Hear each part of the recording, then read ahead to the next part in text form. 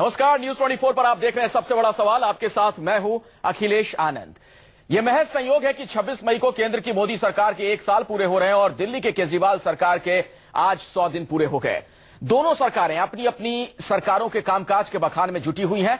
वजह भी साफ है और वो वजह है कि बीजेपी और आम आदमी पार्टी दोनों का जनता से जो वादा था, ये जनता से किए गए वादों का ही दबाव है कि दोनों को उसका हिसाब देने के लिए अब जनता के बीच पहुंचना पड़ा। लेकिन सवाल तो यह है कि जो प्रधानमंत्री मोदी देश से लेकर विदेशों तक में विकास की बातें करते थे, आज उन्हें बार बार गरीबों का जिक्र क्यों करना पड़ा? तो उधर वादों का ही दबाव है कि केजरीवाल को भी केंद्र सरकार ने सहयोग न मिलने का बहाना ढूंढना पड़ रहा है। इसलिए आज का सबसे बड़ा सवाल यह है कि प्रधानमंत्री मोदी को बार बार गरीबों का जिक्र क्यों करना पड़ रहा है? मोदी के 365 दिन अच्छे या केजरीवाल के 100 दिन? क्या केजरीवाल के सियासी जाल में फंस गई है बीजेपी कांग्रेस? इन तमाम सवालों पर खास मेहमानों के साथ हम चर्चा करेंगे, लेकिन उससे पहले आपको सुनवाते हैं आज प्रधानमंत्री मोदी ने जो भाषण मथुरा में दिया उसका एक अंश। 60 साल के बाद क्या गरीब को रहने के लिए घर चाहिए कि नहीं चाहिए? आप मुझे बताइए, गरीब को घर होना चाहिए कि नहीं होना चाहिए? पक्का घर होना चाहिए कि नहीं होना चाहिए? जिसमें बिजली हो ऐसा घर होना चाहिए कि नहीं होना चाहिए? जिसमें शौचालय हो ऐसा घर होना चाहिए कि नहीं होना चाहिए? मैंने बीड़ा उठाया है। 2022 जब भारत की आजादी के 75 साल होंगे, तब हिंदुस्तान के गरीब से गरीब व्यक्ति के पास भी अपना खुद का घर होना चाहिए। यह काम मैंने जिम्मे लिया है भाइयों बहनों, और मैं लगा हूं पुरजे। 24 घंटे बिजली होनी चाहिए, गरीब के बच्चों को शिक्षा मिलनी चाहिए, गरीब को सस्ते में दवाई मिलनी चाहिए। एक के बाद एक कदम हमारे देश के उन लोगों के मैं लगा रहा हूं। भाइयों बहनों, मैं एक ऐसी फौज तैयार कर रहा हूं जो फौज गरीबी के खिलाफ लड़ाई लड़ेगी। एक एक मेरा गरीब, मैं उनको इतना एम्पावर करना चाहता हूं, उनका सशक्त बनाना चाहता हूं कि मेरे गरीब भाई बहन ही गरीबी के खिलाफ लड़ाई लड़ने वाली मैं उनको इतना एम्पावर करना चाहता हूं, उनका सशक्त बनाना चाहता हूं कि मेरे गरीब भाई बहन ही गरीबी के खिलाफ लड़ाई लड़ने वाली मेरी फौज बन जाएगी, मेरे सैनिक बन जाएंगे, और गरीब और हम मिलकर के गरीबी को परास्त करेंगे, देश को गरीबी से मुक्त करेंगे, देश को आर्थिक ऊंचाइयों पर ले जाएंगे, विश्व में भारत अपना नाम रोशन करे, उस दिशा में आगे बढ़ेंगे। उसके लिए एक के बाद एक कदम हम उठाते चले। और चलिए बातचीत की शुरुआत करते हैं। जो बातें प्रधानमंत्री मोदी ने कही या फिर अरविंद केजरीवाल साहब को भी आपने सुना था अब से कुछ देर पहले। एक तरफ 365 दिन पूरे हुए हैं, दूसरी तरफ 100 दिन, और इसको लेकर भी चर्चा हो रही है। बातचीत करने के लिए कई खास मेहमान हमारे साथ जुड़ गए हैं। हमारे साथ नलिन कोहली साहब जुड़ चुके हैं, भारतीय जनता पार्टी के वरिष्ठ नेता। अखिलेश प्रताप सिंह जी, कांग्रेस के सीनियर लीडर, भी हमारे साथ मौजूद हैं। रिफत जावेद साहब हैं, सीनियर जर्नलिस्ट, उनसे हम बात करेंगे। विनोद शर्मा जी हमारे साथ जुड़ चुके हैं, वरिष्ठ पत्रकार। राकेश सिन्हा हमारे साथ कुछ ही देर में मौजूद होंगे, आरएसएस के विचारक, उनसे भी हमारी बातचीत होगी। लेकिन पहला सवाल नलिन कोहली साहब आपसे ही है। अभी जो हमने दर्शकों को भी सुनवाया नरेंद्र मोदी साहब का भाषण, गरीब शब्द का कई बार उन्होंने अपने भाषण में जिक्र किया, विकास से ज्यादा गरीबों पर उन्होंने फोकस किया। मेरा बड़ा सीधा सा सवाल है, कहीं ये आम आदमी पार्टी का दबाव तो नहीं?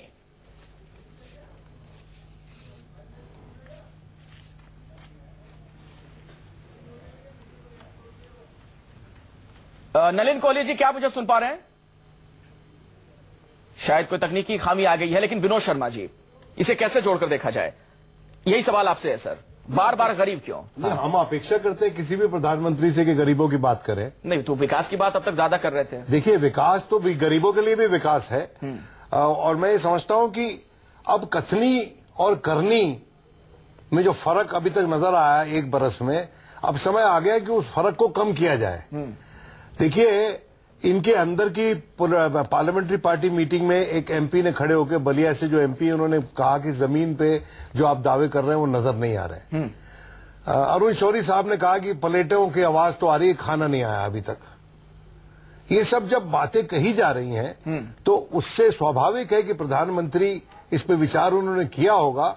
और आज जो 1 बरस पूरा करने का सरकार का प्रकरण है वो पूरा हुआ है और उन्होंने भाषण किया है मथुरा में जाके।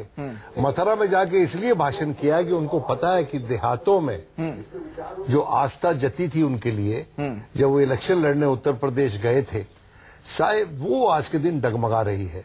और वो सिर्फ बातों से आस्था नहीं बनेगी।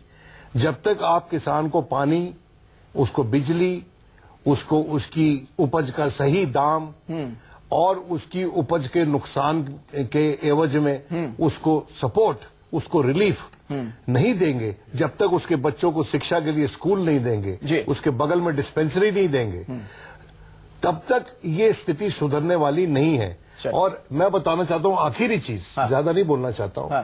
भारतीय जनता पार्टी को आज के दिन ये तहिया करना चाहिए कि अब बड़े बड़े वादे करना बंद करें और जो अभी तक वादे किए हैं जी उनको जमीन पे कार्यान्वित करें। बिल्कुल। मेरे साथ नलिन कोहली साहब भी जुड़ चुके हैं। नलिन कोहली साहब, अगर मेरी आवाज आप तक आ रही हो तो मेरा सवाल यह है, आज हमने भाषण में देखा बार बार बुरे दिन की बात कर रहे थे नरेंद्र मोदी साहब की, बुरे दिन गए। इसके पहले हमने उनका विदेश वाला भाषण भी सुना था कि दुख भरे दिन बीते रहो भैया, लेकिन आगे का शब्द उन्होंने नहीं बोला कि सुख भरे दिन आयो कि नहीं आयो। इसी तरीके से आज अच्छे दिन का उन्होंने जिक्र नहीं किया। क्यों?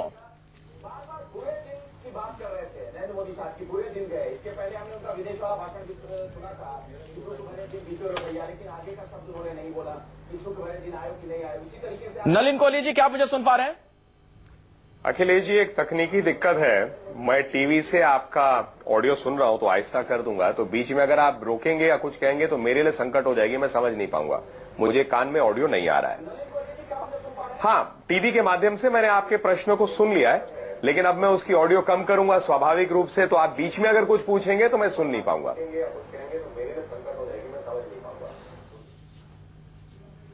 ठीक है, आपके प्रश्नों को मैं समझ गया हूं, उस पर मैं जवाब देता हूं। पहली बात है कि आपने शुरू में एक कंपैरिजन करने का प्रयास किया।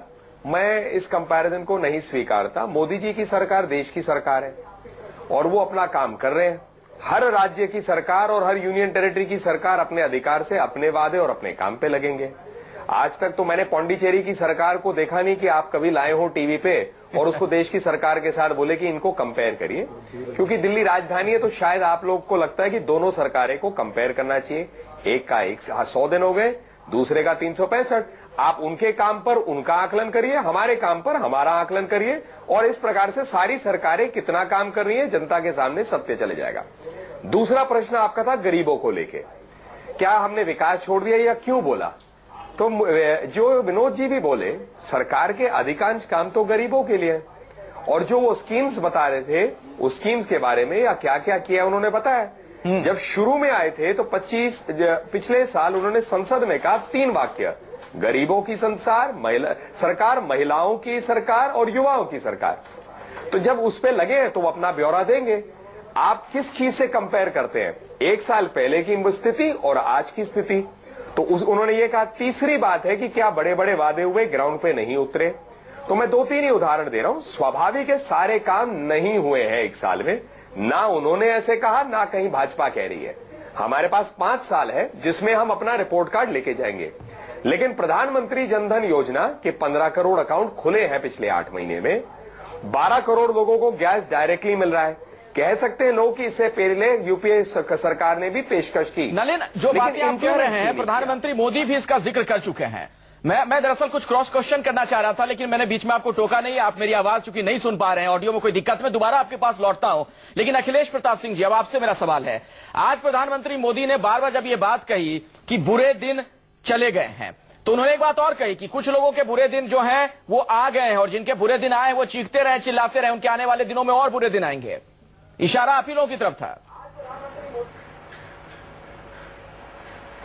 निश्चित रूप से देश के काफी बड़े तबके के बुरे दिन आ गए हैं। जो गरीब जनता है, आम जनता है, किसान है, मजदूर है, उनके बुरे दिन आ गए हैं। हम आप सारे लोगों से एक बात का जवाब चाहते हैं, उसमें भाजपा के साथी से भी और पैनल पे जो हमारे सम्मानी लोग बैठे हैं उनसे भी। क्या 1 साल पहले तक भारतवासी होने पे आप लोग अपने आप को अपमानित महसूस करते थे? मोदी जी के सत्ता में आने के पहले तक आप लोग अपने आप को अपमानित महसूस करते थे? ये जरूर बताएंगे, क्योंकि माननीय प्रधानमंत्री जी ने विदेश में कहा था कि जब मैं आया उसके पहले तक भारत में पैदा होने को लोग शर्म महसूस करते थे। तो ये है हमारे प्रधानमंत्री के वक्तव्य, जो अपने देश की गरिमा का भी ख्याल नहीं रखते। और आज इस सरकार का मैं दो टूक शब्दों में वर्णन कर दूं, ठीक उसी तरह मैं उसको साबित भी कर दूंगा। जैसे गांव में लोग कहते हैं झोला छाप डॉक्टर से बचो, तो झोला छाप सरकार है ये हमारी। सर आप तो झोला छाप सरकार कह रहे हैं, सुन तो लीजिए। और वतन को नरेंद्र मोदी जी ने कहा है कि अगर 1 साल और आप लोग सत्ता में रह गए होते तो देश डूब गया होता। आप उन्हें कह रहे हैं कि झोला छाप सरकार है। ये तो बहुत दिनों से कह रहे हैं, ये 60 साल को कोसते हैं। आज जब अमेरिका के राष्ट्रपति के बगल में बैठते हैं तो कहते हैं हमने आपके बॉलीवुड के खर्चे से जो फिल्म बनती है उससे कम में पहली बार में ही मंगल पे पहुंच गए। तब वो 60 साल की छाती पे अपना सीना चौड़ा करके दंभ के साथ ये बात कहते हैं, और बाकी जगह पे हिंदुस्तान को कोसते हैं, हिंदुस्तान को अपमानित करते हैं। आप अपने आप को बढ़ा चढ़ा के कहें माननीय मोदी जी, उसमें हमें कोई एतराज नहीं है, लेकिन इस देश की गरिमा मत गिराएं आप। लेकिन वो ये भी कह रहे हैं कि पहले आए दिन घोटाले होते थे, नेताजी के दामाद और बेटियों के किस्से सुनने में आते थे, ये सारी किस्से अब खत्म हो चुके हैं। घोटाला देखिए, सारे जो भी भ्रष्टाचार के पकड़ने के संस्थाएं हैं उसको अब डिफंड कर दो, सारे थाने एबॉलिश कर दो। सवाल तो आपका सही है अखिलेश प्रताप सिंह जी, ना देश में अभी सीआईसी है ना सीवीसी है। अगर थानेदारी नहीं होगा तो चोरी को पकड़ेगा कौन? वैसे भी यूपीए सरकार में यूपीए 1 में तो घोटाले सामने नहीं आए थे, यूपीए 2 में तमाम घोटाले सामने आए थे, पहली पारी में नहीं, दूसरी पारी में। आप लोगों को तो बीजेपी को तो साल भर हुए हैं। शायद नलिन कोहली साहब के पास मेरी आवाज नहीं जा रही है, नहीं तो मैं इसका जवाब उनसे लेता। नलिन साहब मुझे सुन पा रहे हो तो इसका जवाब देंगे आप? जी जी, एक बार प्रश्न फिर से दोहरा दीजिए प्लीज। प्रश्न मेरा यह था कि भाषण में बार बार जो जोर था कि अब तक कोई भ्रष्टाचार का मामला सामने नहीं आया, पिछली सरकार को आप कोसते रहे, लेकिन हमें याद है कि यूपीए 1 में भी कोई भ्रष्टाचार का मामला सामने नहीं आया था, दूसरी पारी में तमाम लोग पकड़े गए थे, और अभी तो आप लोग को साल भर हुए हैं, वो भी तब जबकि ना सीआईसी है ना सीवीसी है देश में। ऐसा है अखिलेश जी, सही कह रहे हैं आप, लेकिन क्योंकि पिछली सरकार ने भ्रष्टाचार किया तो इसमें ये थोड़ी ना मानिए अगली सरकार करेगी। वो डंके की चोट पे कह रहे हैं कि भ्रष्टाचार नहीं आया, इसीलिए कह रहे हैं और दबा दबा कर लगातार कह रहे हैं। हाँ। क्योंकि ये स्पष्ट है सरकार की सोच में, हम भ्रष्टाचार होने नहीं देंगे इस स्तर पे। तो जब होने नहीं देंगे तो अगले 40 साल भी अगर होंगे तो हम अपनी बात पे कायम रहेंगे। अच्छा। और अगर निकलेगा तो आप हमें ही कोसेंगे ना, तो हम तो तैयार बैठे हैं। अच्छा, हम लोग बताइए, गरीबी पर बात हो रही थी नलिन, कुछ ऑडियो में दिक्कत आ गई थी, तब आपसे मैं सवाल नहीं पूछ पाया था। गरीबी पर बात हो रही थी, ये बताइए मुझे जरा कि प्रधानमंत्री मोदी का जो आज भाषण था, मोदी साहब ने करीब 61 मिनट तक बोला, 1 घंटा और 1 मिनट। इस 61 मिनट में से सिर्फ 30 सेकंड महंगाई के नाम क्यों?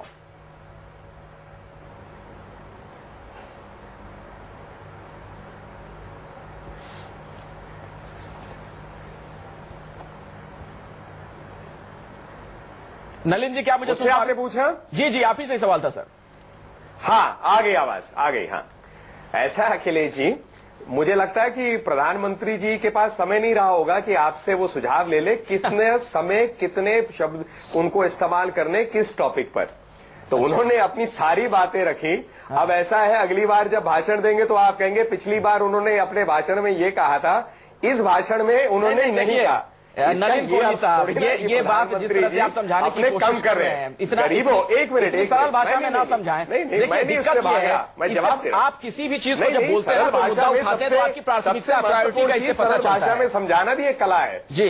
महंगाई क्या आपके फोकस में नहीं है, या महंगाई को रोक पाने में आप लोग नाकाम साबित हुए, इसलिए 30 सेकंड में प्रधानमंत्री मोदी ने अपना भाषण खत्म कर दिया महंगाई के नाम? समझ गया, आपके भावनाओं को भी समझ रहा हूं, शब्दों को भी समझ रहा हूं। तो मैं कह तो रहा हूं कि गरीबों को महंगाई सबसे ज्यादा मारती है, लेकिन गरीबों को मजबूत करना, उन तक जो 15 पैसे पहले पहुंचते थे 1 रुपए में, पूरे 100 के 100 पैसे पहुंच जाना। तो महंगाई की मार घट रही हो, उनके हाथ में पैसे हो, तो कम से कम जो स्थिति में है उससे निकल के आएंगे।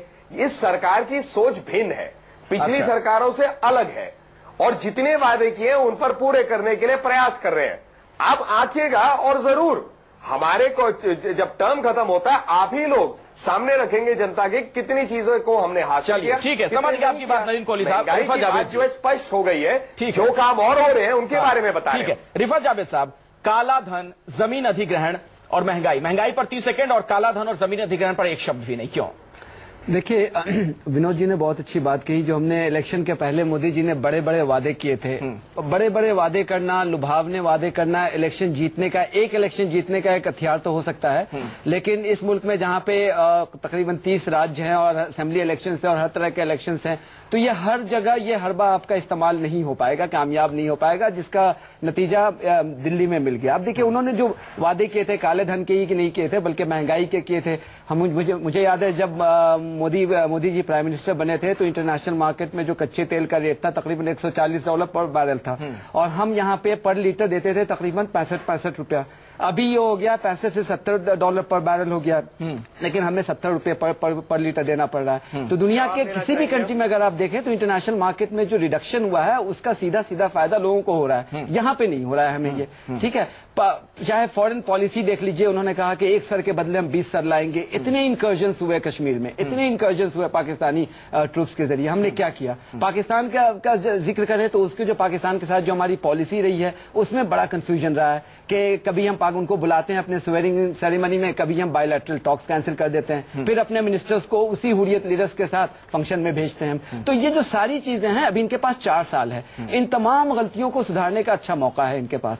अगर इन गलतियों से अगर ये नहीं सुधरे तो अभी शायद दिल्ली हुआ है, इलेक्टोरल पॉलिटिक्स है, हम लोगों को कम आंकते हैं, उनको समझते हैं कि बेवकूफ है। बेवकूफ नहीं है लोग, वो बहुत साइलेंटली जवाब दे देते हैं। ठीक है, अभी और भी इलेक्शंस आने वाले हैं, वहां इनको जवाब मिल जाएगा अगर ये नहीं अगर उन गलतियों से सीखने की कोशिश नहीं की तो। और नलिन कोहली साहब ने एक बात और कही थी कि कोई तुलना नहीं हो सकती है, जो उधर 365 दिन है प्रधानमंत्री मोदी के और इधर अरविंद केजरीवाल साहब के 100 दिन, जाहिर तौर पर तुलना नहीं हो सकती। एक तरफ केंद्र की सरकार है लेकिन दूसरी तरफ राज्य की सरकार है। लेकिन यह भी सच्चाई है नलिन कोहली जी कि जो आप लोगों का अश्वमेध का घोड़ा था यहीं पर आकर रुका था दिल्ली में, और सिर्फ 3 सीटें आप लोग के खाते में आई थी, तब भी आप लोग मोदी के नाम पे ही चुनाव लड़ रहे थे दिल्ली में, भले किरण बेदी फेस हो। तो ऐसे में ये कंपैरिजन तो लोग करेंगे। फिलहाल राकेश सिन्हा जी हमारे साथ हैं, संघ के विचारक हैं आप। राकेश जी, सबसे पहले तो जरा ये बताइए, मोदी साहब के इस भाषण को 10 में से कितने नंबर आप देंगे? एक वाक्य जोड़ सकता हूं क्या अखिलेश जी? हाँ जोड़ लीजिए, चलिए उसके बाद मैं आता हूं राकेश जी के पास। क्योंकि रिफत भाई की बात पर एक ही वाक्य रिफत भाई ने कई चीजें कही। इतना ही याद दिलाऊंगा कि दिल्ली के चुनाव से पूर्व एक झारखंड, जम्मू कश्मीर, हरियाणा और महाराष्ट्र पार्टी को अच्छी जीत मिली, वहां सरकारें बनी है। ठीक है, तो हम मानते हैं, हम तो कहते हैं दिल्ली में सबकी हार हुई, हमारे 3 से, तो ठीक है। बहुत बुरी हार हुई, हार और बुरी हार में बड़ा अंतर होता है। जीत की भी राकेश सिन्हा जी, तो पूरा पिक्चर जो है 1 साल का पूरा ठीक है। राकेश सिन्हा जी हमारे साथ हैं, आरएसएस बनी है। ठीक है, तो हम मानते हैं, हम तो कहते हैं दिल्ली में सबकी हार हुई, हमारे 3 से, तो ठीक है। बहुत बुरी हार हुई, हार और बुरी हार में बड़ा अंतर होता है। जीत की भी राकेश सिन्हा जी, तो पूरा पिक्चर जो है 1 साल का पूरा, ठीक है। राकेश सिन्हा जी हमारे साथ हैं, आरएसएस के विचारक हैं। आपने आज भाषण सुना 365 दिन के बाद प्रधानमंत्री मोदी का, आपको क्या लगता है कितने अंक आप दे रहे हैं? सबसे पहले जरा ये बताइए। देखिए अंक देना 10 में से सर अंक देना तो डिफिकल्ट है, मार्किंग करना। नहीं सर, आप देखिए प्रोफेसर नहीं, आप अंक दे सकते हैं, आपके लिए बड़ा आसान है। मेरे छात्र नहीं हो, प्रधानमंत्री हैं, लेकिन फिर भी डिस्टिंक्शन मार्क्स तो उनको मिलना ही चाहिए। अच्छा, देखिए 2 बातें। आपने एक सवाल पूछा था नलिन जी से कि महंगाई पर प्रधानमंत्री ने बहुत कम क्यों बोला। देखिए इसके पीछे मैं एक हिडन मीनिंग देखता हूँ। प्रधानमंत्री ने यह बताने की कोशिश की है और ये दिखाया है कि जो महंगाई अर्थव्यवस्था के कारण यहाँ तक पहुंची है उसको रोकने में कठिनाई हो रही है। उन्होंने कहा एक बात कि हमने कुछ हद तक रोका है, उन्होंने ईमानदारी से कहा कुछ हद तक रोका है और कोशिश कर रहे हैं एक। लेकिन दूसरी बात जो मैं कहना चाहता हूँ कि सरकार ने एक दीर्घकालिक योजना के तहत काम करना शुरू किया है जिसने लोगों का भरोसा लूटा है। जिसका एक उदाहरण मैं देता हूं कि पहली बार पहले साल में सोशल सेक्टर पर जो उन्होंने एम्फेसिस दिया वो एक बहुत इंपॉर्टेंट है। दूसरा, गवर्नेंस की गांठ को खोला है। जो गवर्नेंस एक पेचीदा होता था उसको खोला है। तीसरा, पावर कॉरिडोर को जो साफ करने की बात है, उसके बिना कोई भी गवर्नेंस सक्सेसफुल नहीं हो सकता। इसका एक बड़ा उदाहरण मैं दूंगा। पेट्रोलियम मिनिस्ट्री से जो जासूस पकड़े गए, वे जासूस सभी बड़े घरानों से जुड़े हुए थे। सरकार चाहती तो लिपापोती कर सकती थी, इस सरकार ने नहीं किया। तो मुझे लगता है कि आज नरेंद्र मोदी जी ने जो इशारा किया है कि अभिमन्यु को सिर्फ कुछ 8 चक्रव्यूह भेजना पड़ा था, मुझे कई 100 चक्रव्यूह भेजने पड़े थे। उन्होंने ये संदेश शायद उन पावर ब्रोकर्स जो कि बड़े बड़े घरानों से जुड़े हुए हैं उनको भी देने की कोशिश की। और एक अंतिम बात जो मैं इसमें जोड़ना चाहूंगा, देखिए पिछली सरकार में पहली बार ऐसा हुआ कि बड़े बड़े केंद्रीय मंत्री जेल जा रहे थे, बड़े बड़े अफसर जेल जा रहे थे, बड़ी एक हास्यास्पद और शर्मनाक स्थिति पैदा हो गई। लेकिन वो 9वें 10वें साल में जाने लगे थे सर, पहले साल में कोई नहीं गया। देखिए तो परिणाम 10वें साल में। देखिए कॉमनवेल्थ गेम्स में एक टीम आई और टीम ने कहा कि आप ये गेम नहीं करा सकते हैं, जो हमारी देखिए भारत की स्थिति बहुत ही दयनीय हो रही थी। उस दयनीयता से भारत को निकाल कर एक गवर्नेंस के लिए तैयार करना, डेवलपमेंट के लिए तैयार करना, जवाब देना वो चाह काम उन्होंने शुरू रहे हैं। किया। आपको अखिलेश प्रताप सिंह जी कुछ जवाब देना चाह रहे हैं, बोलिए। देखिए आज सारे लोग आरोप तो यही लगा रहे हैं कि जो पावर ब्रोकर या पावर डीलर थे वही आरोप तो माननीय मोदी जी पे आज लग रहा है कि वो एक कुछ घरानों के लिए ही सरकार चला रहे हैं। और ये जग जाहिर है, हर कोई यही आरोप लगा रहा है। इस सरकार पे 2 ही सबसे बड़े आरोप लग रहे हैं कि एंटी पुअर है और कुछ बड़े घरानों के लिए काम कर रहे हैं। तो अब आप कह रहे हैं कि हमने सारे पावर ब्रोकर खत्म कर दिए। ठीक है, इस पे हम सहमत हो सकते हैं, लेकिन वो अकेले आप काम कर रहे हैं। दूसरी बात, कोई योजना नहीं लाए, सारी चाहे पेंशन हो, चाहे जन धन हो, चाहे कुछ और 10-12 योजनाओं को नाम बदल के अपना अलग नाम बदल दिया जो यूपीए की थी। तीसरी बात, अभी सोशल सेक्टर की बात की, 10 जो सोशल सेक्टर हैं उसमें 66,000 करोड़ रुपए बजट कम कर दिया, 7,000 करोड़ रुपए पंचायती राज का 54 करोड़ कर दिया। इसी तरह जितने और हैं पूरा बजट कम कर दिया। कह रहे सोशल सेक्टर हम मजबूत कर रहे हैं। अरे भाई किसे आप बेवकूफ बना रहे हैं? आपने पार्लियामेंट में टेबल किया बजट, उसमें ये सब लिखा हुआ है। कोई मनगढ़ंत तो इसका क्या मतलब निकाला जाए कि कथनी और करनी में फर्क है? प्रधानमंत्री मोदी जो कह रहे हैं उन्होंने किया नहीं है, अखिलेश प्रताप सिंह जी कह रहे हैं, तो इसका तो ये मतलब निकलेगा कि प्रधानमंत्री झूठ बोल रहे हैं। देखिए मैं जो वास्तविकता है वो समझ लीजिए आप। वैसे तो नॉर्मली कहा जाता है कि एक हफ्ता भी राजनीतिक जीवन में एक बड़ा अरसा होता है, लेकिन मेरा ये मानना है कि ये शायद राजनीतिक जीवन पे तो लागू होता है लेकिन गवर्नेंस के इश्यूज पे नहीं होता। तो 1 बरस का जो समय है उस पे कोई डिक्लेयर कर देना है एक किसी सरकार को फेलियर और सक्सेस, वो ठीक नहीं है।